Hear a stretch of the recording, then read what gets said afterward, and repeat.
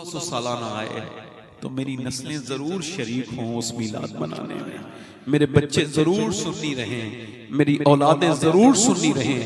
जैसे हमारे बुजुर्गों की दुआएं हमें लगी हैं, ऐसे ही हम गुनहगारों की दुआओं की इस दुआओं से इल्तिजाओं और हुजूर की महफिल की बरकत से मौला हमारी नस्लों को तौफीक अता फरमाना कि वो 1600 जब जश्न मन रहा हो, हम कब्रों में हो, हमारे बच्चे हाथों में झंडा लगा के कहते हो लब्बैक या रसूल।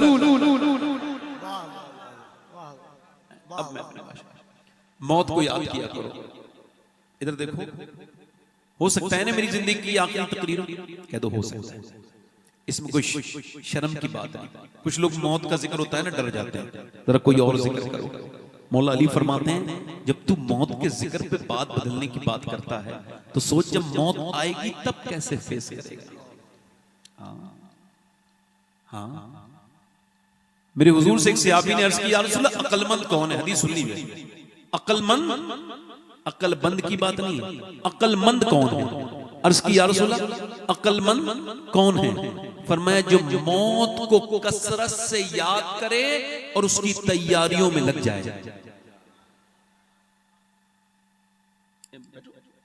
इधर बैठो, ये कुर्सी इधर आ जाओ बेटे, आ जाओ बस बैठ के सुनो। क्या फरमाया? जो मौत को, अच्छा आप याद ना करो तो फिर भी मौत आएगी, और याद करोगे फिर भी मौत। अब मौला अली फरमाते हैं तू याद करेगा तब भी आएगी मौत, और याद नहीं करेगा फिर भी मौत आएगी। फरमाते हैं मगर अगर याद करेगा तो आसानी से आएगी, याद ना करेगा तो बड़ी सख्ती से आएगी। मौत को कसरत से याद करो, सुबह शाम उठते बैठते चलते फिरते मौत को याद करो। मेरे नबी पाक ने फरमाया अक्लमंद कौन है? बोलो, जिसने गाड़ियां खरीदी, जमीनें खरीदी, खेत खलियान खरीदे, जिसने दौलत इकट्ठी की? नहीं, हुजूर ने फरमाया अक्लमंद मौत है वो है जिसने मौत की फिक्र को इकट्ठा किया, जो मौत को याद करता है और फिर मौत के लिए वो तैयारियां शुरू कर देता है। अच्छा मैं ये कह रहा हूं कि मेरी जिंदगी की ये आखिरी तकरीर हो सकती है, तो इस महफिल में भी कोई मेरा भाई ऐसा बैठा होगा, अल्लाह सबको लंबी उम्र दे, जो आखिरी तकरीर सुन रहा होगा। मैं कोई ये बददुआ नहीं कर रहा हूं, मगर हो सकता है ऐसा हो जाए कि कोई बंदा मेरा भाई बैठा हो जो आज के बाद फिर तकरीर न सुने, और अगर वो कब्र में जाए और जाकर के ये शिकायत कर दे मौला फला मौलवी की तकरीर तो सुनने गया था मगर उसने मुझे कोई खैर की बात ना सुनाई, तो मैं भी फंस जाऊंगा। बोलो फंसूंगा कि नहीं? बोलो फंसूंगा कि नहीं? ये कुर्सी आसान है क्या? जब पूछा हजरत अबू हुरैरा ने कि अबू हुरैरा से किसी ने पूछा, मुहद्दिस हैं हुजूर की बारगाह के सहाबी हैं, सहाबी रसूल सबसे पहले हिसाब कयामत में किसका होगा? फरमाया हुजूर की उम्मत के उलमा का होगा सबसे पहले। ये कुर्सी जो दी गई है ना मुझे, इससे कभी कभी बड़ा खौफ आता है कि अगर इससे कोई अल्लाह राजी ना हुआ तो मैं तो इस कुर्सी के लायक न था। अल्लाह ने अपने करम से मेरे जैसे बेकार इंसान पे करम किया, ये कुर्सी अता कर दी, तो उससे जाके ये दुआ भी मांगनी चाहिए, मौला फिर जबान भी ऐसी अता कर जिससे फैज हासिल हो, लोगों को तब्दीली आए। मेरी जिंदगी की ये आखिरी तकदीर हो सकती है, तो फिर हो सकती है ना, क्योंकि मौत कभी किसी को बता के, कभी बेनमाजी से मौत कहती है कि तू नमाज पढ़ना शुरू कर दे, अब मैं आ रही हूँ, कभी कहती है मौत ने, कभी कहा है? बोलो मौत कभी कहती है ओ शराब पीने वाले शराब छोड़ दे, मौत आ रही है? नहीं, कभी नहीं कहती मौत ओ अपने माँ बाप को सताने वाले तुझे मौत आ रही है, अब माँ बाप को सताना छोड़ दे। नहीं, नौजवान लड़का है, फिल्म देख रहा है, दिल्ली में एक फिल्म में लगा हुआ है, और उसको फिल्म देख करके उसने देखी और उसके बाद बाहर निकला, अपने कान में उसी फिल्म का गाना या किसी और फिल्म का गाना और उसने लगाया, और फिर कान में अपने वो लगा के हेडफोन कार लेके बाइक लेके चल रहा है, बाइक चलते चलते एक्सीडेंट नहीं हुआ है उसका, उसको खबर नहीं थी ये उसकी आखिरी बाइक का सफर है, और उसका एक्सीडेंट नहीं हुआ बल्कि दिल का दौरा पड़ा 22 साल के जवान। इतनी फुर्सत उसे मौत ने नहीं दी कि बाइक रोक के कानों का गाने की लीड हटा, मौत ने वही पकड़ लिया उसको जब तक अस्पताल लेके गए, गिर गई बुलेट, जब लेके गए अस्पताल, डॉक्टर ने कहा मर गया, केस बन गया, सड़क पे मरा था। अब वो समझता था मैं नरम नाजुक एसी के रूम में, आशाइश के रूम में जाऊंगा, मगर वो आशाइशों वाले रूम में ना गया, वो तो पोस्टमार्टम हाउस में गया। और पोस्टमार्टम में हाउस में उसका पोस्टमार्टम हुआ, उसको कैलेंडर से यहाँ से खोला गया, फिर कैलेंडर से यहाँ से चीर दिया गया, फिर मोटे मोटे सुए से उसको सी दिया गया। अल्लाह के रसूल फरमाते हैं कि जब बंदे का हाथ पकड़ता है मुर्दे का कोई गुस्ल देने वाला गस्साल, तो वो कहता है नरमी कर, मुझे गुस्ल देने में, तेरे हाथ उठाने से मुझे तकलीफ होती है। अब ये सोचने वाली बात है, ये जो तकरीर कर रहा है ये भी एक दिन कहीं पड़ा होगा, इसका लोग हाथ उठा के गुस्ल दे रहे होंगे, न जाने कौन मेरा गस्साल है, किसका नाम लिखा है कि मुझे गुस्ल देगा, न जाने कौन से तख्ते पे मुझे रख के गुस्ल दिया जाएगा। मैंने तो इन बातों कभी कभी गौर ही नहीं किया कि कहां मरूंगा मैं, किस हाल में मरूंगा मैं। अल्लाह ना करे कि कोई, मैं दिन रात सफर में रहता हूं। नबी पाक फरमाते हैं कि हाथ पकड़ के वो जब फरिश्ता कहता है, हाथ जब पकड़ता है तो मुर्दा कहता है ओ मुझे गुस्ल देने वाले, आराम से मेरे हाथ में आराम नरमी कर। ये बताओ जब गुस्ल देने वाले की यह हाल है, तो फिर जब चीरा जाता होगा, कैलेंडर से चीर दिया जाता होगा, उस वक्त में क्या गुजरती होगी। तो जो दिन रात सफर करते हैं उनको ये दुआ नहीं मांगनी चाहिए, ऐ अल्लाह हमको पोस्टमार्टम वाली मौत से बचा लेना परवरदिगार, अपने करम से ईमान वाली मौत मदीने में हुजूर के गुंबद के करीब अता करना। ऐ अल्लाह अता करना वो मौत जिस मौत पे तू खुश हो जाए, ऐसी मौत जिस पे तेरी रहमतों की बारिशें हो, ऐसी मौत जिसमें तेरी रजा हासिल हो, ऐसी मौत नहीं जिसमें अफसोस हो। उस नौजवान को चीर के फिर सी दिया गया, फिर काली पन्नी में लपेट दिया गया।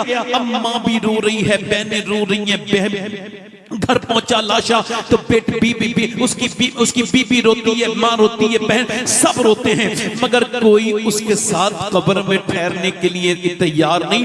उसके ऊपर से लगा दिए गए तख्ते और तख्तों के ऊपर से मां डाल दी गई मिट्टी। अल्लाह के रसूल फरमाते हैं जब रखने के बाद चलते हैं मैयत को, तो वो मैयत मुर्दा कहता है ओ मुझे दफन करके जाने वालों, मेरे दोस्तों, मेरे भाइयों, थोड़ी देर तो रुक जाओ। कितनी रातें हमने साथ में जाग के गुजारी, एक रात तो रुक जाओ, एक रात थोड़ी देर रुक जाओ।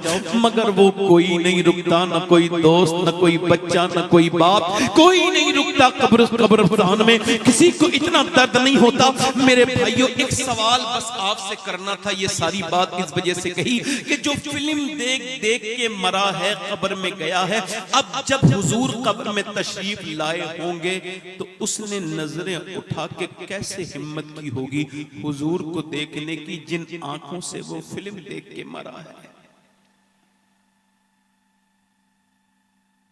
वो इंस्टाग्राम चलाते चलाते मरने वाला जब वो कब्र में जाएगा, जिसने औरतों को आते आते कपड़ों में देखा उस इंस्टाग्राम पर, जब वो कब्र में जाएगा तो हुजूर को कैसे नजरें उठा के देखेगा। मेरा इमाम कहता है कल है दीदार का दिन, आज यहाँ आंख बेकार है, क्या होना है। सुना है आप हर आशिक के घर। एक सवाल करना चाहता हूं, क्या हम अभी इस पोजीशन में हैं कि हुजूर मेरे घर आए तो हुजूर का इस्तकबाल कर सकूं?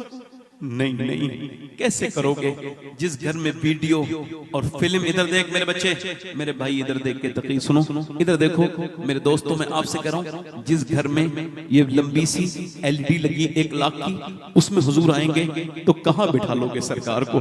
बताओ तो कहां है हमारी आंखें, हमारी इस लायक? कैसे हुजूर को बिठा लेंगे हम? हुजूर की बारगाह में कैसे हाजिर होंगे? यही सोचो। एक बात याद रखना, ये आंखों का जिना है। अच्छा मुझे बताओ, जब मुसलमान लड़कियां जब थिएटर के अंदर बुर्का ओढ़ के बदतमीजी और बेहयाई के साथ सिनेमा घर के अंदर किसी अपने माज़अल्लाह किसी नौजवान लड़के के साथ चिपट के रोने लगे, और जब मुसलमान लड़कियां थिएटरों के बाहर बुर्का ओढ़ के निकलने लगे, तो क्या उन बुर्के वालियों की गोद में पलने वाली कोई लड़की या लड़का दीनदार हो सकता है? बताओ, हो सकता है दीनदार? बताओ। जो वीडियोस शेयर करते हैं मुसलमान, उनसे भी गुजारिश ना किया करो यार। जब आते हैं ना गैर मुस्लिम के हाथ में हाथ किसी मुसलमान लड़के का, तो कुछ ऐसे भी लोग हैं अभी जिंदा इस दुनिया में जिन्हें उस रात फिर नींद नहीं आती, वो रोते हैं हुजूर को क्या मुंह दिखाएंगे कि हम तो अपनी बच्चियों को ना बचा सके, हुसैन इब्ने अली को क्या मुंह दिखाएंगे कि मैंने तो दीन बचाया था, तुझसे अपने घर की औरतें नहीं बची। महफिलों में नारे लगाने वालों, और तो करो तुम्हारी बेटियां, तुम्हारी बच्चियां, हम सब की बेटियों के हाल क्या। ऐसे ना मरो मेरे भाई। ये बताओ जो जिस हाल में होगा उसी हाल में मरेगा ना, और जिस हाल में मरेगा उसी हाल में उठेगा ना। अब गौसे आजम का फरमान सुनिए, ये सबसे ज्यादा कीमती बात है मेरी अपने हिसाब से जो सुना रहा हूं। गौसुल आजम ने फरमाया, मौत तुम्हें हाल बदलने नहीं देगी, जिस हाल में मरना चाहते हो उसी में जीना शुरू कर दो। क्या फरमाया?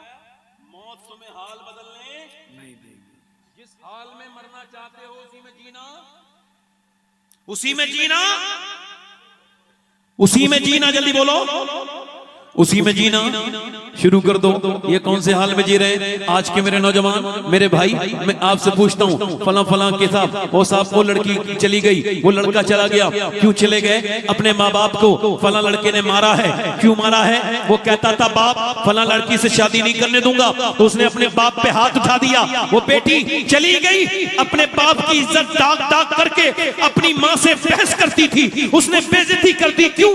उस पे इश्क का बुखार चढ़ गया, वो आशिक बन गई किसी नौजवान की, और वो नौजवान जिसने अपने घर की पूरी इज्जत खराब की, अपने दादा बाप दादा की इज्जत बर्बाद की। क्यों कर दी? इस वजह से उस पे इश्क का बुखार चढ़ गया। ये कौन सा बेहुदा इश्क है जो बाप और दादा की इज्जत बिगाड़ रहा है? ये उस गालिब का इश्क तो हो सकता है जिसने ये कहा था, इश्क ने गालिब निकम्मा कर दिया, वरना हम भी आदमी थे काम के, मगर उस इमाम का इश्क नहीं हो सकता। इमाम ने गालिब को तंबी करते हुए कहा था, इश्क निकम्मा नहीं करता, बल्कि इश्क की शान तो ये है, ए इश्क तेरे सस्ते जलने से छुटे सस्ते, जो आग बुझा देगी वो आग लगा। नारे तकबीर, नारे रिसालत, जश्न आमदे रसूल, आमद रसूल का झंडा उस हाथ में अच्छा नहीं लगता जिस हाथ ने अपने बाप की बाप के ऊपर बदतमीजी से उठा हो। आमद रसूल का झंडा, तवज्जो करें मेरी बात पे, आमद रसूल का झंडा उस हाथ में अच्छा नहीं लगता है जिस हाथ में शराब की बोतल हो। आमद रसूल का झंडा उस हाथ में अच्छा नहीं लगता है जिसके हाथों में माज़अल्लाह हराम की कमाई आती हो।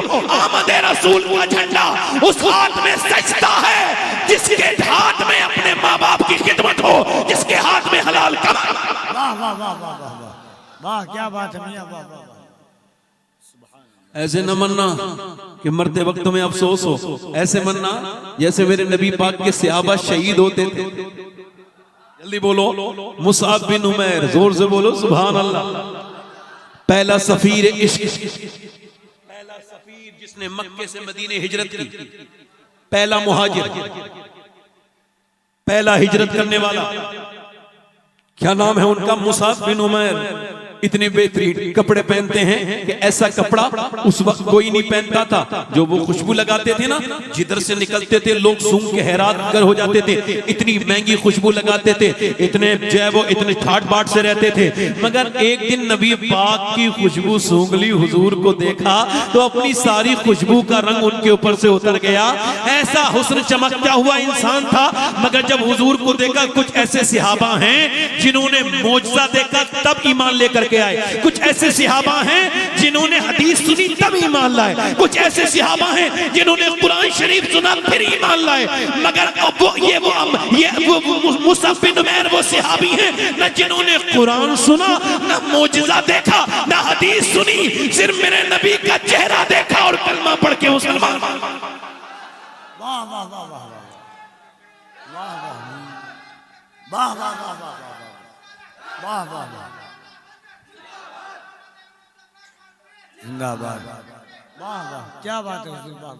अभी मुझे खबर आई कुछ दिनों पहले कि एक पीर साहब ने मना कर दिया मेरे बारे में, उन्हें न बुलाओ। तो उन्होंने पूछा हजरत क्यों? कहने लगे वो पीरों की तारीफ नहीं करते हैं। मैंने कहा या अल्लाह तेरा शुक्र है, मेरे इमाम का ये शेर मुझे बड़े अच्छे से याद है, करूं महल मदे अहले दुवल लजा पढ़े इस बला में मेरी बला। अल्लाह अल्लाह अल्लाह करूं मदे अहले दुवल लजा। जब कोई पीर साहब बैठ जाते हैं तो मैं उनके ऊपर शुरू हो जाता हूं, वो करबटें बदलने लगते हैं। खराब पीर, मैं किसी अच्छे को नहीं कह रहा हूं, अच्छे को बुरा भी नहीं मानना चाहिए, मगर कभी कभी आप बुरों को कहो तो जिसके अंदर अंदर बुराई छुपी हो वो बुरा मान जाए। भाई हमारा कोई मुतलकन आदमी कह रहा है, नाम थोड़ी ले रहा है, मगर ये है कि जब आदमी कहता है तो समझ तो जाता है ना इंसान। मुसअब बिन उमैर, जोर से बोलो सुभान अल्लाह। अल्लाह करे तो जिंदगी हुजूर के सहाबा की शान बयान करने में, अल्लाह करे तो हज़रत अबू बकर सिद्दीक की शान बयान, वाह वाह वाह, अल्लाह करे तो मुसअब बिन उमैर। आपने सुना है आज से पहले उनका नाम? आप सबसे पूछ रहा हूं कौन मुसअब बिन उमैर? बहुत कम लोगों ने, उलमा को छोड़ के कह रहा हूं, महफिल में बहुत कम लोगों को खबर होगी कौन है मुसअब बिन उमैर। आपको पता है ये वही सहाबी हैं जो मदीने गए और फिर हुजूर के मानने वाले वहां से बड़ा बड़ा के ला रहे हैं, सरकार खुश हो जाते हैं, हुजूर ये इतने और मुसलमान हो गए। जोर से तो बोलो सुभान अल्लाह, इतने और मुसलमान हो गए। अच्छा देखो, तवज्जो करो जरा, अल्लाह के रसूल सल्लल्लाहु अलैहि वसल्लम, सुनो, ये कोई आम सहाबी नहीं। जब मैदान जंग में, मैदान करबला में हजरत अब्बास का किरदार देखा है, बिल्कुल वही किरदार मैदान उहद में मुसअब बिन उमैर का भी है कि नबी ने झंडा इनके हाथ में दिया है। मुसअब का जब हाथ कटा तो उन्होंने दूसरे हाथ में ले लिया, ये सवाला हाथ कटा तो अपने दांतों में झंडा ऊपर को बुलंद किया, फिर गर्दन काट दी गई तो फिर किसी दूसरे सहाबी ने झंडा उठा लिया, मगर उसने ये दुनिया को बता दिया कि जब तक जान में जान रही मदीने वाले पर कुर्बान। मुसअब बिन उमैर वो जो कपड़े पहनता था ना, सबसे बेहतरीन, इस्लाम लाने के बाद माँ ने सब छीन लिए। हाँ, एक टाट पहने हुए हैं क्या, और वो भी फटा हुआ है, टाट का लिबास। सहाबा ने कहा या रसूल अल्लाह, रोने लगे सहाबा, या रसूल अल्लाह ये जो रोज नए कपड़े पहनता था आज इसका लिबास देखे, एक टाट फटा हुआ है। हुजूर ने मुस्कुरा के फरमाया तुम उसका लिबास देख रहे हो, मैं उसका दिल देख रहा हूं जो अल्लाह ने चांद और सूरज से ज्यादा चमका दिया है। मेरा इमाम कहता है चमक तुझसे पाते हैं सब पाने वाले, मेरा दिल भी चमका दे चमकाने वाले। मुसअब बिन उमैर अब ये जमीन पे तशरीफ ले गए और शहीद हो गए। आपको बताना यह है कि इनकी लाश के लिए कफन मुयस्सर नहीं था, सिर्फ सर ढका गया। हजरत सईदना अमीर हमजा, अमीर तैयबा, उनकी नाक कान काटे गए, कलेजा चाबा गया। 2 कपड़े आए, हुजूर ने फरमाया तवज्जो करना, 2 कपड़े आए आपकी फूफो ने दिए, एक कपड़ा मेरे अमीर हमजा को दे दो, मेरे चचा को, मेरे दोस्त को, वो मेरे दोस्त भी हैं, मेरे चचा भी हैं, और एक कपड़ा ऐसा करो मुसअब बिन उमैर के ऊपर ढक दो। अल्लाह अकबर। सहाबा इकराम की ये जिंदगी, जिए तो हुजूर के लिए, मरे तो हुजूर के लिए, और ये हमारे नौजवान की जिंदगी देख मेरे भाई, ऐसे न मरना, तवज्जो कर मेरी तरफ देख, ऐसे न मरना कि जब तू मर रहा हो लोग तुझे देख के कलमा पढ़ाने के लिए कहें तू फिर भी कलमा ना पढ़ पाए। नहीं नहीं नहीं, ऐसे कलमा ना पढ़, बल्कि इतना कलमा पढ़ कि जब तू दुनिया से जा रहा हो तुझे कोई अफसोस ना हो, बिल्कुल खुशी खुशी के साथ दुनिया से जाए, इत्मीनान के साथ जाए, कोई घबराहट नहीं, कोई हेजिटेशन नहीं। मौला अली फरमाते हैं मौत जब तेरी आए बिल्कुल फ्री आनी चाहिए, तुझे कोई काम याद ना आए सिवाय इसके कि तू रब के हुजूर जा रहा है और तेरी आंखों में आंसू होने चाहिए। मेरे आका फरमाते हैं मरते वक्त जिसकी आंखों में आंसू आ गए वो जन्नती है। जोर से बोलो, उसका खात्मा ईमान पे हुआ है। तवज्जो करें मेरी तरफ, गौर करें, आप जरा गौर करें। ऐसे बिल्कुल नहीं मरना कि लोग तुझे कलमा याद दिला रहे फिर भी तुझे याद ही नहीं आ रहा, ना तुझे समझ आ रहा है, ऐसे मन मरना। बल्कि ऐसे के बरेली में 92 साल के एक बुजुर्ग हैं और फिसाल की रात आ गई, इन्होंने मगरिब की नमाज पढ़ने के बाद बेहोशी आ गई और उसके बाद जब इशा की नमाज 12 बजे तक उनकी आंख नहीं खुली, जब होश में आए तो मुरीदों से पूछा क्या इशा की नमाज पढ़ी है? जी हुजूर नहीं पढ़ी। अब मगरिब की पढ़ ली आपने? कहा तो फिर मुझे वुजू कराओ। बड़ी मुश्किल से वुजू कराया, कमजोर थे, उठा नहीं जाता था। फिर कहा मुझे खड़ा करो। कहा हुजूर बैठ के नमाज पढ़ लो। फरमाया हमने कभी बैठ के मैंने नमाज नहीं पढ़ी, आज कैसे पढ़ूंगा? उसके बाद पूरी इशा की नमाज आखिरी 40 मिनट तक पढ़ी, 40 मिनट तक। आज कुछ लोग कहते हैं कि कोई जरूरी थोड़ी है, नफिल छोड़ दो, मगर तुम्हें मोहब्बत की उसूल का पता है, मोहब्बत में बड़ी जरूरी है। 40 मिनट तक अपनी जिंदगी की आखिरी नमाज इत्मीनान से एक बुजुर्ग ने खड़े होकर पढ़ी। उसके बाद लेट गए अपनी चारपाई पे, मुस्कुरा के बोले लोगों अगर किसी के मेरी तरफ से दिल दुखा हो तो मुझे माफ कर देना, मैं दुनिया से जा रहा हूं। ये कह के फरमाया पढ़ो कलमा। अब 200-250 लोग कलमा पढ़ रहे हैं, आप भी कलमा पढ़ रहे हैं। कलमा करते पढ़ते कब रूह निकली किसी को खबर ही नहीं हुई। रूह निकलने के बाद चेहरा बिल्कुल खिल गया, बिल्कुल खूबसूरत हो गया। तवज्जो चाहता हूं आप हजरात की, ये कौन था जो दुनिया से जा रहा है तो इसे कलमा याद दुनिया नहीं करा रही, बल्कि ये भूले लोगों को कलमा याद करा के जा रहा है। जब ये लाश, जब ये जनाजा दुनिया से निकला और जब बरेली की गलियों से निकला तो लोगों ने देखकर कहा जब बरेली के आला हजरत के बेटे मुफ्ती आजम के जनाजे का ये आलम है तो फिर आला हजरत का आलम क्या होगा? ये उसी बुजुर्ग का जनाजा था जिसने कहा था मेरे अमाल का बदला तो जहन्नम ही था, मैं तो जाता मुझे सरकार ने जाना। वाह वाह वाह वाह। हजरात वक्त की हमारे पास बहुत ज्यादा कमी है, चूंकि पहले वक्त हमारा ज्यादा सर्फ हो गया, इस वजह से थोड़ी देर और जरा जोर से बोले सुभान अल्लाह, सुभान अल्लाह। बस थोड़ी देर और बोलो, इजाजत है, दिल लगा के बोलो, अपनी बात पूरी कर लो, दिल लगा के बोलो। हुजूर का मीलाद आया, जोर से बोलो सुभान अल्लाह। सुभान अल्लाह। इस बार मीलाद ऐसे नहीं होगा। सुनो, हुजूर जब मक्के से मदीने गए तो खुशी किसने मनाई? मुसलमानों ने मनाई, नहीं मनाई? और हुजूर पैदा हुए थे कहां पे?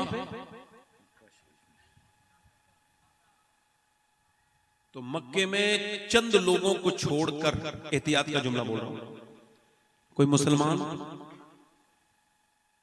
और जब हुजूर मदीने में गए तो हुजूर की खुशी कैसी मनाई गई? तलाल बदरो अलैना, सुभान अल्लाह तो बोलो, सुभान अल्लाह तो बोलो। अच्छा, आला हजरत ने शेर लिखा है कि सुबह तैबा में हुई और सुबह हुई थी मक्के में। सुबह कहां हुई थी भाई? अगर आला हजरत ये फरमा देते सुबह मक्का में हुई फिर भी शेर ठीक रहता, और ना उसका हुस्न बिगड़ता ना उसका वजन बिगड़ता, मगर क्या फरमाया? सुबह बट्टा है बाड़ा, सदका लेने आया है तारा, आया है तारा। अब यहूदियों की तादाद थी मदीने में, मक्के में नहीं थी। और सुने, लिखा है सीरत की किताबों में कि यहूदियों को पता था उनकी निशानी ये थी, तो दादा ने देखी, पोते ने देखी, पर पोते ने देखी, उसके बाद देखी, सब वो निशानी ढूंढते थे। वो निशानी ये थी कि जब ये जो सितारा सुबह वाला चमकता है, जब ये नीचे को आने लगेगा तो समझ लेना आखिरी नबी की विलादत आने वाली है। तो मक्के में तो कोई नहीं था, मगर जब मदीने में एक यहूदियों ने उसमें से देखा तो वो नीचे को शोर मचाता हुआ आया, क्या कोई मदीने में बच्चा पैदा हुआ है? किसी ने कहा नहीं। कहा तो फिर आखिरी नबी के आने की निशानी पूरी हो चुकी है। तो किसी ने कहा वो मदीने में नहीं मक्के में आया है। वो कौन? पैगंबर इस्लाम। तो ये सितारा क्यों आया है? मेरा इमाम कहता है वो नबी के नूर से नूर लेने आया था, नबी को नूर देने नहीं आया था। इमाम बोला सुबह तैबा में हुई, बट्टा है बाड़ा नूर का, सदका लेने नूर का आया है तारा। सुभान अल्लाह। जल्दी बोलो, आया है तारा। अच्छा, उस पैदा हुए सरकार तशरीफ लेकर गए। उम्मे सुलैम, ये कौन है? ये अनस इब्ने मालिक की वालिदा है। अब तवज्जो करना भाई, जरा गफील भाई, थोड़ी देर की बात है, दिल लगा के बोलो सुभान अल्लाह। ये कहती हैं जब हुजूर आराम करते, इमाम ज़ाबी ने लिखा है जब हुजूर आराम करते थे, आराम फरमाते थे ना सरकार, तो ये क्या करती थी मालूम? हुजूर का मुबारक पसीना एक शीशी में रख लेती थी। अब इमाम ज़ाबी इसको लिख रहे हैं। मेरी इस तकरीर को अगर कोई ठीक ठाक जिसके दिल पे पूरी तरह से मोहर न लगी हो, बदअकीदा सुन ले तो उसके दिल में भी हुजूर से मोहब्बत बढ़ जाएगी। तो जो है कि भाई जब हुजूर बलगम अपना बुखारी शरीफ की हदीस है, ठीक है, 729 नंबर हदीस, हुजूर जब अपना बलगम मुबारक नीचे को, यानी हुजूर के बलगम से जब जमीन मुशर्रफ होने वाली होती थी तो सहाबा उसको गिरने नहीं देते थे, 1500 सहाबा उसको अपने चेहरों पे मल लिया करते थे।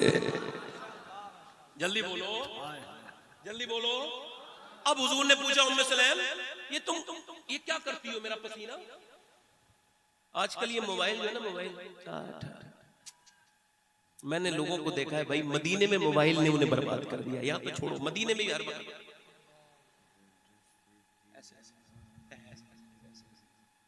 अपना फोटो खींच के पूछता है मैं कैसा लग रहा हूं। इंसान इतना बड़ा बीमार हो गया, दिन में 4 बार सेल्फी लेके पूछता है अब कैसा लग रहा हूं। मैं जाहिल है क्या, जैसा है वैसे ही लग रहा है। इस कैमरे ने तेरी औकात थोड़ी बदली है, जैसे हो वैसी तो लोग हो गए भाई, हैं? बताओ, अगर गधे की फोटो सोने के फ्रेम में लगाओ तो क्या गधा ही लगेगा ना, कोई वो घोड़ा थोड़ी लगेगा। ये मोबाइल बड़ी बीमारी है, इसे छोड़ते नहीं लोग, इस वजह से सख्त जुमले कहने पड़ते हैं। हालांकि मैं फिर भी इशारे के नाम में कहता हूं, हक तो मेरा यह है कि मैं कहूं कि क्यों मोबाइल चला रहे हो, मगर मैं किसी की इज्जत के साथ खेलना, मैं चाहता हूं सांप भी मर जाए और लाठी हल्की फुल्की चटके। अब जब सांप मारने में थोड़ा बहुत तो असर होगा ना। अब सुनो, अब वो क्या करती है, हुजूर का पसीना, हुजूर ने पूछा क्या, हुजूर को पता, फिर पूछ रहे क्या करती हो मेरे पसीने, क्यों इकट्ठा करती हो? हाफिज साहब लिखते तो वो कहने लगी, या रसूल अल्लाह, मदीने में कोई शिफा खाना नहीं, डिस्पेंसरी नहीं, मेडिकल स्टोर नहीं। हमारे बच्चों को जब पी लिया, कान, बुखार या कोई बीमारी होती है तो एक कतरा आपके पसीने का डालते हैं मुंह में, बच्चों को अल्लाह शिफा। जल्दी बोलो, जल्दी बोलो, अल्लाह क्या करता है, बोलो क्या करता है, शिफा अता कर देता है। तवज्जो करें। और कहती है, या रसूल अल्लाह, जब मैं रोटी बनाती हूं ना तो आपका एक चम्मच पसीना आटे में डाल देती हूं तो रोटियां खुशबूदार हो जाती हैं। अब कुछ लोग ऐसे भी हैं, वो यही अभी तक नहीं छोड़ रहे हैं डट लगाना, नबी हमारी तरह थे। तो मैं कहता हूं थोड़ा बहुत अपना पसीना लेके जाओ, और जब आपकी बेगम रोटी बना रही हो तो उनसे कहो ये थोड़ा सा आटे में डाल लो। तो क्या अगर पागल हो गया, बोरा गया, तेरा दिमाग खराब हो गया, ना पागल है क्या, चल रोटी खराब करनी है क्या? हुजूर के बारे में बात करते हैं, अरे तेरी औकात क्या है, तू तो है किसी लायक नहीं, तेरी तो हैसियत कोई नहीं, जो नबी की तरह होगा, तेरी तो हैसियत कोई नहीं। हमारा अकीदा तो ये है, कान खोल के सुनो, जो बरेली ने हमें अकीदा दिया है वो ये दिया है, हमारी हजरत इब्राहिम की इज्जत, उनकी अजमत हमारे सर आंखों पर। अगर कोई ये कहेगा मेरे नबी इब्राहिम अलैहिस्सलाम की तरह है तो हम नहीं मानेंगे। हमारा अकीदा यह है, खल्क से औलिया, औलिया से रसूल और रसूलों से आला। नारे तकबीर, नारे रिसालत, वाह वाह। भाई जरा मिलाद शरीफ हो रहा है तो मैं भी सोचा आज अलग हिसाब से तस्दीक कर रहा हूँ, जरा जोर से बोले। अच्छा सुनो, 2 मिनट की बात हो रही है, जोर से बोले सुभान अल्लाह। अच्छा, हुजूर जब तशरीफ लाए, अब ये हजरत जब पैदा हुए होंगे ना, ये जो हैं इनके चेहरे पे कुछ थोड़ा बहुत कालापन भी आ गया दिल का, ये जब पैदा हुए होंगे तो अपनी अम्मी से पूछ लें ना, अगर अम्मी को नहीं खबर हो, उन्हें अगर अम्मी को ना पता हो तो किसी दाई से पूछ लें, जहां पैदा हुए वहां के लोगों से पूछ लें। ये हम लोग सब ऐसे पैदा हुए कि जब पैदा होते हैं तो पहले गंदगी बाहर को आती है, फिर बच्चा बाहर को आता है, और फिर उसकी बदबू पहले आती है, फिर बच्चा बाहर आता है, फिर उसकी नाफ काटी जाती है, आंख से मिली हुई होती है, माँ की आंख से नाफ, उसकी नाफ काटी जाती है, फिर उसको सफा किया जाता है, गंदगी में होता है, गिलाजत में होता है, उसके बाद फिर उसको नहलाया जाता है, कपड़े पहनाए जाते हैं। मगर हुजूर की जो दाई है उनका नाम है lady doctor Syeda Shifa Abdur Rahman Ibn of की वालदा। वो कहती है मैंने बच्चे देखे थे, मगर जब वो आते थे तो बदबू आती थी, वो गंदगी में लिपटे हुए आते थे, मगर ये पहला बच्चा मैंने देखा कि जब हुजूर तशरीफ लाने वाले थे तो पूरे कमरे में नूर ही नूर भर गया, पूरे कमरे में खुशबू फैल गई। कहती जब वो पैदा हुए तो उनकी नाक कटी हुई थी, उनके बाल कड़े हुए थे, उनकी आंखों में सुरमा लगा हुआ था। सैयदा आमना कहती है मैंने सोचा अपने बेटे की आंखों में सुरमा लगाऊं, उसकी आंखों में सुरमा लगा था। मैंने सोचा अपने लाल के बाल जरा सही कर दूं, सवार दूं, तो फिर उसके बाल जो सबरे हुए थे, मैंने जब बच्चे को देखा तो हातिफे गैब से आवाज आई, ओ आमिना मेरा महबूब कि संवरने के लिए दुनिया में नहीं आया, दुनिया को संवारने के लिए आया। अचानक सुबह की पहली किरण हंसती हुई आई, मुबारकबाद देकर ये खबर दादा को पहुंचाई। हुजूर आ गया कि रहमत ने तेरी सूखी हुई डाली हरी कर दी, तेरी बेवा बहू की गोद अपने नूर से भर दी। अगर कुछ दुआएं मांगनी हो तो मांग लेना, अभी कबूल होने का वक्त है। जरा तेरी बेवा बहू की गोद अपने मिला है आमिना को फजले बारी से अजीम ऐसा नहीं है, बहरे हस्ती में कोई दुर्रे यतीम ऐसा। चुना हुआ मोती। हुजूर तशरीफ ले आए, सुभान अल्लाह। अच्छा सरकार जब तशरीफ लाए तो जो जो मोमिन थे उन्होंने खुशियां मनाई। अच्छा अब एक रिवायत और फिर मेरी तकरीर खत्म। लोग कहते हैं भाई हुजूर ने मिलाद, हुजूर का मिलाद मनाने की कोई दलील? तो मैंने कहा देखो अगर तुम जलील नहीं हो तो दलील है, चूंकि जलील दलील ठीक है भाई। अच्छा आप किसी से कहो मोबाइल ना चलाओ तो कुछ लोग बेचारे ऐसे बीमार हैं कि मरने से पहले भी उन्हें थोड़ी देर मोबाइल ही चलाना होगा। अब थोड़ा मोबाइल चला मानेंगे नहीं। मैं किसी को कह नहीं रहा हूं, मेरी बात समझ। हुजूर जब मक्के से मदीने गए ना तो हुजूर ने फरमाया मेरी ऊँटनी जो है ना वो जहां बैठेगी मैं वहीं ठहरूंगा। सुभान अल्लाह बोलो, जल्दी बोलो। अब जरा तवज्जो करना, मेरी तकरीर का हासिल हो रहा है, हासिल हो रहा है मेरी तकरीर का। जहां मेरी ऊँटनी मैं वहीं पर। अब ऊँटनी अबू अय्यूब अंसारी के मकान पे जब जाके बैठी तो एक साहब ने पैर से उठाना चाहा तो हजरत अबू अय्यूब अंसारी ने कहा अगर मैं मुसलमान ना होता तो तेरी गर्दन काट देता। ऊँटनी जब हुजूर की यहां बैठी है तो तू उठाने की बात क्यों कर रहा है? ठीक ठीक। अब सुनो, इसकी बहस में अल्लामा बदरुद्दीन ऐनी फरमाते हैं ये ऊँटनी यूं ही नहीं बैठी। जल्दी बोलो ऊँटनी, जल्दी बोलो ऊँटनी यूं ही नहीं बैठी। फरमाते हैं इसके पीछे पूरी एक तारीख है कि इसी रास्ते से 1000 साल पहले, जरा सुनो जल्दी बोलो, दिल लगेगा आपका, जोर से बोलो। कितने साल पहले बोलो? 1000 साल पहले एक बादशाह तुब्बा नामी यमन का बादशाह गुजर के जा रहा था। उसके साथ 400 उलमा थे, बड़े बड़े लोग थे, औलिया इकराम थे। उन्होंने कहा अब हम आगे नहीं बढ़ेंगे, आगे नहीं जाएंगे, यहां से कदम आगे नहीं बढ़ाएंगे, यही रहेंगे। कहा यहां क्यों रहोगे? कहा हमारे हिसाब से सारी निशानियां यहां हमें मिल गई जो हमें आखिरी नबी के विलादत की, जो आखिरी नबी के आने की जगह है, ये वही जगह है, ये वही शहर है जहां आखिरी नबी खातमुन नबीन तशरीफ लेकर के आएंगे। तो तुब्बा ने कहा अच्छा कैसे पता? हमारी सारी किताबों में मौजूद है। ठीक है, उसने कहा तो फिर मैं भी अपनी बादशाह छोड़ता हूं, मैं भी वहां क्यों जाऊं? उसने सारे अपने खजाने मंगा लिए और वहां पे उसने 400 घर तामीर करवाए। कितने बोलो जल्दी बोलो, कितने घर? जल्दी बोलो, कितने? जल्दी बोलो, अपने अकीदे की बात सुनो। कितने घर तामीर करवाए? कितने हजार साल पहले? कितने हजार साल पहले? और कितने घर तामीर करवाए? 400। और 400 लौंडियां खरीदी और फिर उनको आजाद करके 400 निकाह करवाए। एक शहर बसाया और उसके दिल में यह बसाने वाली बात डालने वाला अल्लाह है। और बसाया और शादियां करवाई, चूंकि वो 400 शादी नहीं करना चाहते थे, अल्लाह की जिक्र में जिंदगी गुजार रहे थे। कहा तुम शादी करो तो तुब्बा हमारी हवारीन से उन्होंने कहा क्यों? कहा इस वजह से तुम्हारी औलाद होनी चाहिए ताकि वो आखिरी नबी जब तशरीफ लाए तो उनका इस्तकबाल करने वाले पहले से मौजूद हो। वाह वाह वाह वाह वाह वाह वाह। जल्दी बोलो यार, जल्दी वाह, बोलो, वाह, दिल लगा के बोलो।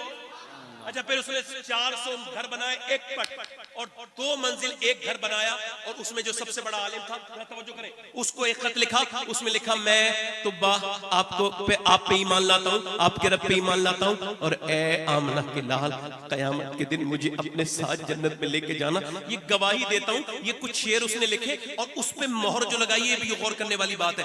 मोहर उसने स्याही की नहीं लगाई, स्याही की रवात, स्याही की लगती थी, स्याही की रवा थी, मगर उसने कहा सोना पिघलाओ और मोहर लगाओ और उसने दुनिया को बता दिया नबी की अजमत के लिए जो सोना खर्च होगा वो भी इसराफ में नहीं है, हुजूर की विलादत के लिए जो। अच्छा सुनो, उसने मोहर लगवाई सरकार की मोहब्बत में सोने की।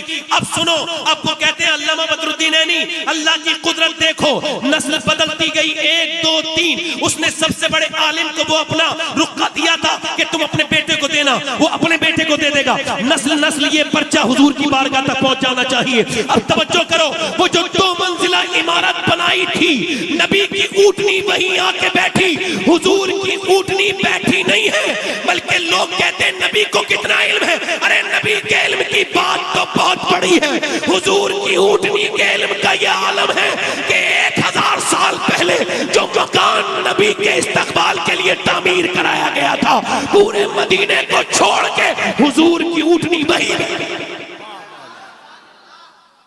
पूरे मदीने को छोड़ के हुजूर की ऊँटनी बोलो कहां बैठी? समझो भाई, 1500 सालों वाली बात आ रही है। कितनी ये ऊँटनी कहां बैठी? और कहीं भी तो बैठ। लोग कहते हैं अबू अय्यूब अंसारी के घर में हुजूर रुके, हुजूर के घर में अबू अय्यूब अंसारी का पूरा खानदान पल रहा था। अल्लाह अल्लाह अल्लाह। भाई तारीख तो यही कह रही है, ये 2 मंजिला हुजूर के लिए बनाया गया। अब तवज्जो करें, कभी आप गुंबद खजरा के बिल्कुल सामने जो जगह खाली है वही अबू अय्यूब अंसारी का मकान की जगह, उसकी ज़ियारत कर लेना इस नियत से। हुजूर की ऊँटनियां ठहरी थी सरकार। अब सुनो, अब वो जिसके पास खत था, वो आखिरी बात खत था ना, तो हुजूर ने जब वो आया उसका नाम था अबू लैला, उसको हुजूर ने नहीं देखा, उसने हुजूर को नहीं देखा। जैसे वो आया ना भीड़ में, हुजूर ने फरमाया अंत अबू लैला, क्या तू अबू लैला है? उसने कहा आप मुझे कैसे जानते हैं? ना मैं आपको जानता हूं ना आप मुझे जानते हैं। आपने फरमाया ला मेरा खत। जल्दी बोलो, जल्दी बोलो, ला मेरा खत जो तुझे तुब्बा ने दिया है और नस्ल दर नस्ल तेरी पास आ रहा है। गौर से बोलो, जरा गौर से बोलो, तवज्जो करो। ला, और फिर उस खत को हुजूर ने लिया और फरमाया तुब्बा को कोई बुरा ना कहे, वो कयामत के दिन मेरे साथ जन्नत में जाएगा। अब यहाँ पर तवज्जो चाहता हूँ, जो 1000 साल पहले हुजूर की आने की खुशी मनाए, हुजूर उसे जानते हैं, तो जो 1500 साल के बाद मना रहे हैं मेरे मुस्तफा उन्हें भी जानते हैं। खड़े हो जाए मोहब्बत से। नारे तकबीर, नारे रिसालत। जरा बुलंद आवाज से सरकार की आमद, सरकार की आमद। हर हाथ उठे, हर हाथ उठे मोहब्बत से। सरकार की आमद, बस खत्म कर रहा हूँ 2 मिनट में। दार की आमद, आका की आमद, दाता की आमद, सरवर की आमद, रहबर की आमद।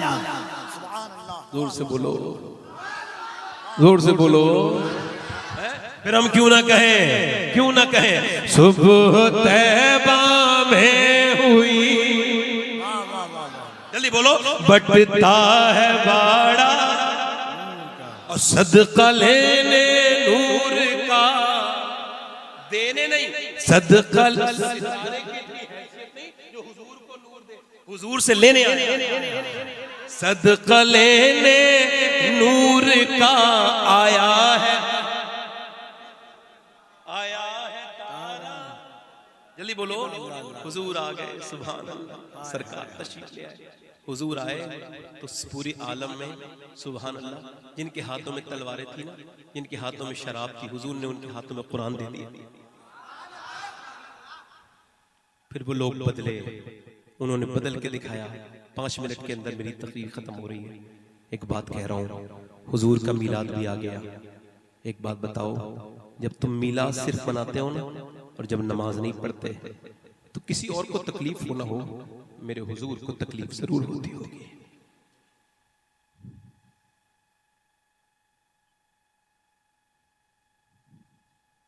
क्यों गैरों से कहलवाने की बातें करते? अपनी जिंदगियों को तब्दील करो मेरे दोस्तों, मेरे भाइयों। अपने आंसुओं को हुजूर की बारगाह में पेश करो। नौजवानों, हुजूर से मोहब्बत करो, ऐसे जैसे बिलाल करते थे। उसी मोहब्बत का अल्लाह से सदका मांगो जैसे उवैस करनी मोहब्बत करते थे। अजमत भाई को पढ़ना है। आखिरी बात यह है कि अपनी जिंदगियों में तब्दीली लेकर के आओ, चेंजिंग लेकर के आओ, अपनी जिंदगी को बेहतर बनाओ। मेरे दोस्तों, मेरे भाइयों, मेरी आखिरी बात यह है, एक खातून थी, बस आखिरी बात, इधर देखो, बस आखिरी बात, इधर देखो, बस आखिरी। तो किसी निकलती हुई लड़की को घूरने के लिए दुनिया में नहीं आया, बल्कि जिसके सर पे दुपट्टा नहीं होना, उसके सर पे दुपट्टा रखने के लिए दुनिया में आया।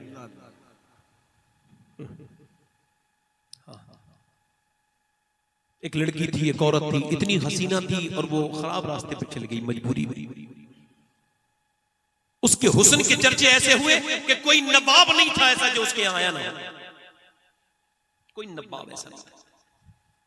उसने बड़ी सी एक बिल्डिंग बनाई और बड़ी सी बिल्डिंग बनाने के बाद उसमें रहती थी और दिन में बैठ जाती थी खूब मेकअप करके, और फिर लिखती थी फला के पैसे आ गए, फला को फला रात में बुला रही हूँ, फला को फला रात में बुला रही हूँ। यही उसका काम था। बैठ जाती थी सामने। एक दिन एक अल्लाह का नेक बंदा गुजरा, उसकी नजर भी उस पर पड़ी, तो वो भी अपनी दिल बचा ना सका। वो हजरत मुझे दिल जसानी फरमाते हैं, अभी तो कह रहा हूं मैं, मोबाइलों की गंदगी से बचो और रास्ते की गंदगी से बचो। मुझे जसानी फरमाते हैं, शेख सरहिंदी फरमाते हैं कि जिना की शुरुआत आंखों से होती है। आंखें देखती हैं, दिल पसंद करता है और शर्मगाह इस फेले बद को कर जाती है। लिहाजा वो आदमी, उसने दुआ मांगी कई दिन, अल्लाह मुझे उस औरत से ख्याल निकाल दे, मगर क्या अल्लाह की हिकमत, निकले ही नहीं ख्याल। फिर वो अपना सब कुछ बेच के, महंगी थी वो औरत, पैसे लेके गया कि तू मेरे पैसे ले, तू मुझे बता कौन से दिन आना है, ठीक है फला तारीख में आ जाना। फला तारीख में गया, रात का कमरा है, दुल्हन बनी बैठी है, खूबसूरत औरत है, बेहतरीन कपड़े हैं उसके जिस्म से और उधर से खुशबू आ रही है, इत्र लगा हुआ है। ये भी बातें कर रहा है। बातें करते करते फिर इसने अपना हाथ आगे बढ़ाया। मोमिन था ना, जैसी हाथ उसके टच हुआ है वैसे ही ये कांपने लगा, पीछे को मुड़ा, पसीने आ गए। कहां जा रहा है? पैसे नहीं, क्या हुआ? मेरी तबीयत बिगड़ गई, पैसे, मेरी तबीयत बिगड़ गई। कहा यार तबीयतें तो ठीक हो जाती है बिगड़े की, सही बता वरना जाने नहीं दूंगी, सही बात बता। सही सुनना चाहती है? कहा का तुझ में हिम्मत है, सुन लेगी सही? कहा का तो सही बात ये है, मुझे ये याद आ गया जब तेरे जिस्म को हाथ लगा रहा था कि जब मैं सजदा करता हूं तब भी अल्लाह मुझे देखता है। आज मैं एक लड़की की इज्जत उसके साथ खेल रहा हूं, मुंह काला कर रहा हूं, तब भी मेरा अल्लाह मुझे देख रहा है और मैं मुसलमान हूं, ये बुरा काम नहीं कर सकता। ये कह के पीछे को उल्टा, और जैसे ही वो पलटा, उस औरत के दिल में वो बीज बो के चला गया तौबा के, नदामत के। वो रोने लगी और उसकी सहेली ने कहा, मूसा अलैहिस्सलाम तकरीर कर रहे हैं इधर, जा चली जा और जाकर के उनसे अपनी बात कह। उसने किसी आदमी से कहा, जाओ मूसा से कहना मेरी बात वो मान लें और मुझे तौबा करा दें। किसी ने जाकर के ऐसी महफिल में, मेरी तरह कोई बेवकूफ आदमी था, कह दिया मूसा वो फला औरत आपसे मिलना चाहती है। अब महफिल में ऐसी खराब औरत का नाम सुन के भागाओ, मैं क्यों मिलूं उससे, ये कह दिया। जब वो भागा दिया, दरवाजा बंद करके अंदर लेट गई। अल्लाह अकबर। फिर सजदे में जाके बोली, मालिक मैं मानती हूँ मेरे जैसी पापन, मेरे जैसी गुनहगार औरत, मेरे जैसी घटिया औरत पूरी दुनिया में कोई नहीं है, तो क्या मेरे गुनाह तेरी रहमतों से बढ़ गए? अगर नहीं बढ़े हैं तो अपनी पापन बंदी को माफ कर दे।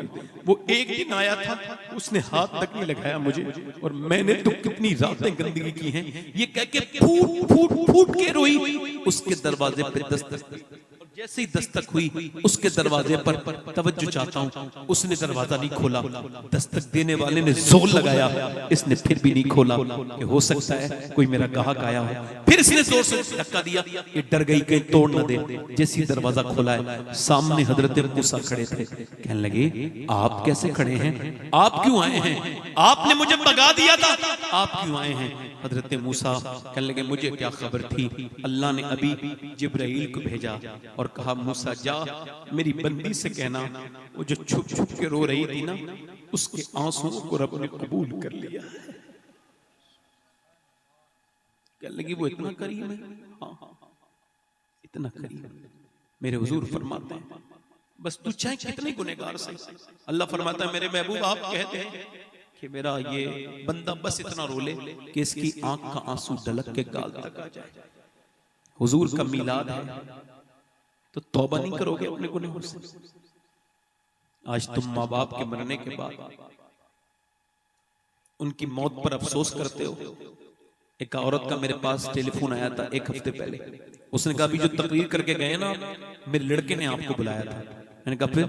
कहने लगे वो अपनी बीवी की वजह से मुझे अपने पास नहीं रखता और मैं अपने दामाद के पास रहती हूँ, मेरा दामाद मुझे ताने भी देता है। मैंने उस लड़के को फोन किया तुम्हारी माँ रो रही थी तुम उसे रखते क्यों नहीं? कहने लगे मेरी बीवी नाराज हो जाती है और जब मेरी बीवी नाराज हो जाती है तो वो कहती है तेरे बच्चों को छोड़ के चली जाऊंगी, मेरे बच्चे उजड़ जाएंगे, बस इसी डर से मैं अपनी माँ को अपने पास नहीं रखता। तो मैंने उससे कहा मेरे भाई तुझे अपने बच्चे 2, 3, 5 साल के उजड़ने का कितना डर है और तू जो पली पलाई औलाद उस माँ की उजड़ गई उससे बात नहीं करती तो तुझे इसकी फिक्र नहीं।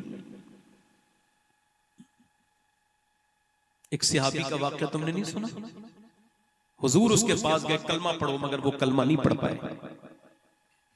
सुना है ना वाकया? सुना है? नहीं सुना है? सुना होगा मगर ये 2 बातों में खत्म कर रहा हूं। हुजूर ने फरमाया इसकी मां को बुलाओ। फिर पूछा क्या तुम इससे नाराज हो? तवज्जो करना जरा, बीबियों के गुलामों के लिए ये मेरी रिवायत खास तौर से सुने। क्या नाराज हो? जी हुजूर नाराज हो। क्यों नाराज हो? तो ये तो सुना होगा नाराज हो, अब ये भी सुनो क्यों नाराज थी। हुजूर ने फरमाया क्यों नाराज हो? तो हुजूर ये अपनी बीबी को मुझसे ज्यादा इज्जत देता है, मुझ पर अपनी बीबी को फौकियत देता है। हुजूर मां नाराज है तो कलमा नहीं पढ़ पा रहा, सियाबी रसूल है, हम सब उसके पैर की धोबन के बराबर हैं, मगर अल्लाह की मशीयत है, अल्लाह दिखा रहा है। हुजूर कलमा पढ़ा रहे हैं तो नहीं पढ़ पा रहे। बोलो यही तो रिवायत है, कोई इसमें कोई ऐसा तो नहीं तशरीह की जरूरत है। हुजूर फरमा रहे नहीं इसकी मां को बुलाओ। मां से पूछा क्यों नाराज है इस वक्त, और फिर हुजूर ने क्या फरमाया आग लगाओ। क्या करो भाई? आग लगाओ। लकड़ियां क्या करोगे? लकड़ियां या रसूलल्लाह क्या करेंगे आप? फरमाया इसे जलाऊंगा आग में, क्योंकि तू इससे नाराज है, तू इससे। हुजूर ने फरमाया ना तो माँ का दिल पिघल गया। मैं अपने बेटे को माफ करती हूँ, हदीस में लिखा है जैसी माँ ने कहा माफ करती हूँ वैसे बेटा कलमा पढ़ने लगा। मतलब बात साफ थी, माँ नाराज अल्लाह नाराज, माँ राजी अल्लाह राजी। माँ नाराज बोलो अल्लाह नाराज, माँ राजी अल्लाह राजी। मेरे भाइयों तुम्हारे माँ बाप है ना तो उनके हाथ पैर चूमा करो, बस यही मेरी पैगाम, उनसे मोहब्बत किया। आज मैं मुफ्ती हम्माद साहब की एक तकरीर सुन रहा था तो उनके वालिद साहब बराबर में बैठे थे और वो तकरीर कर रहे थे। उनके वालिद उन्हें ऐसे देखते थे बार बार, तो मैं उस तकरीर को सुन के रोने लगा। फिर मैंने मुफ्ती हम्माद को फोन भी किया, मैंने कहा यार आज तुम्हारी तकरीर सुन के मैं बहुत रोया हूँ। कहने लगे क्यों?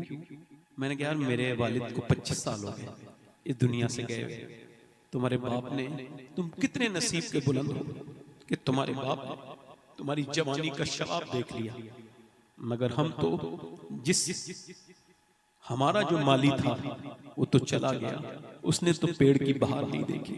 काश मेरे वालिद भी मेरी एक तकरीर सुन लेते, एक बार सुन लेते। बंदा जब अफसोस होता है जब माँ बाप चले जाएं तो बंदा रोता है। इसलिए माँ बाप हैं तो बाप से कभी ये ना कहना कि तुमने मेरे साथ क्या किया है। बाप का दिल टूट जाता है, उसे याद आता है सब कुछ तो तेरे लिए किया है। जवानी तुझ पे लगा दी, न सर्दी देखी न गर्मी, न धूप देखी न छाँव। मैं बाप हूँ, मैंने ख्वाब बेचे तो ख्वाब सबके खरीद लाया। मैं वो हूँ जिसने अजाब झेले तो आप लोगों ने चैन पाया। मुझे जो बदले में मिल रहा है सिला ये क्या है, इनाम क्या है, मेरा बताओ मकाम क्या है। कभी सुनो मुझसे लाड लो तुम, मेरा फसाना मेरी कहानी। कभी तो पूछो कहाँ गई है वो मेरी रंगो भरी जवानी। तुम्हारी खातिर तुम्हारी बचपन पे वार दी है, तुम्हें मैं पहले जवान कर लूं, ये करते करते गुजार दी है। गुजर गई है तो सोचता हूं, गुजर रही है जो शाम क्या है, मेरा बताओ मकाम क्या है। माँ बाप की खिदमत करो, अपने बुजुर्गों का अदब करो। हाथ उठा के बताओ कितने लोग ऐसे हैं जो हुजूर के नाम पे जान दे दोगे? दोनों हाथ उठा के बताओ, नीचे हाथ उठाओ। जो जान दे सकता है कुछ भी कर सकता है, कुछ भी कर सकता है। अब एक दूसरे की तरफ देखना, मुस्कुराना नहीं। कितने लोग ऐसे हैं जो हुजूर के नाम पे जान भी दे देंगे और आज से पूरी दाढ़ी भी रखा लेंगे, वो इस महफिल में खड़े हो जाएंगे। इधर आ जाए, इधर आ जाए, इधर आ जाए, जरा हजरत आई।